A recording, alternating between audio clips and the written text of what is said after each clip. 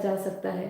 परम पुरुष को केवल भगवत भगवत कृपा से ही जाना जा सकता है। देखिए ये लाइन बहुत मुझे प्रिय है कि अगर हमें उस परम पुरुष, उस परमात्मा तत्व को जानना भी है, अगर हमें बेहद के बाप को भी जानना है, तो कैसे जान सकेंगे? खाली ज्ञान से आप क्या उसको जान पाएंगे? वो क्या कह रहा है, उसका भगवत कृपा भी होनी चाहिए।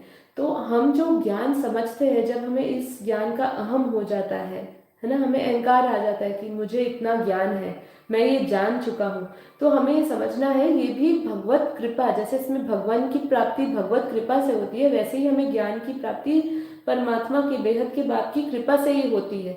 बिना कृपा से आपके अंदर ज्ञान भी नहीं ठहर पाएगा, बिना आशीर्वाद के आपके ज्ञान भी नहीं ठहर पाएगा। क्योंकि मनुष्य कैसा बना हुआ है, उसको अहंकार आ जाता है, वो समझ जाता है कि मेरा है, ये ज्ञान मेरा है।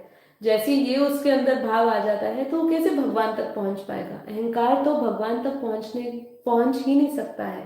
जो सांख्य योग में 25 तत्वों की बात करी है, जिसके अंदर अहंकार, मन, बुद्धि, संस्कार, फिर ज्ञान इंद्रिया, कर्म इंद्रिया जो बात करी है, उससे सबसे ऊपर पुरुष तत्व को बोला है। जो पुरुष तत्व को कैसे जान सकते हैं? जब हम अहंकार से रहित हो जाए, ठीक है, अहंकार से मुक्त हो जाए, ठीक है।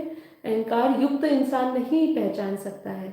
तो यही ब्रह्म संहिता में बताया गया है। अतः इस श्लोक में ये स्पष्ट किया गया है कि न केवल देवताओं के उपासक अल्पज्ञ होते हैं, अपितु वे अभक्त भी जो कृष्ण कृष्ण भावनामृत से रहित है, जो वेदांत तथा वैदिक साहित्य के अध्ययन में लगे रहते हैं, अल्पज्ञ है, और उनके लिए ईश्वर के साकार रूप को समझ पाना असंभव है।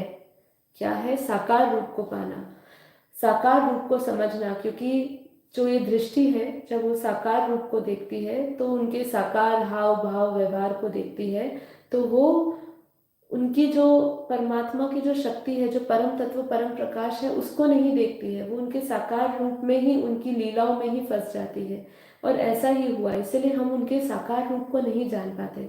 साकार रूप को जानने वाले जो है वो कौन है? वही जीवन मुक्त ज्ञानी पुरुष है, ठीक है, जिनको ज्ञान है, जिनको आत्मज्ञान है, जो ये शरीर से भेद ऊपर भिन्न उस आत्मा के द्वारा उस परम तत्व परमात्मा को जान सकते हैं, ठीक है। तो हमें यहाँ पे यही पर भार ये डाला है कि भगवान के साकार रूप को जानना असंभव सा प्रतीत हो रहा है। जो लोग परमात्मा परम सत्य को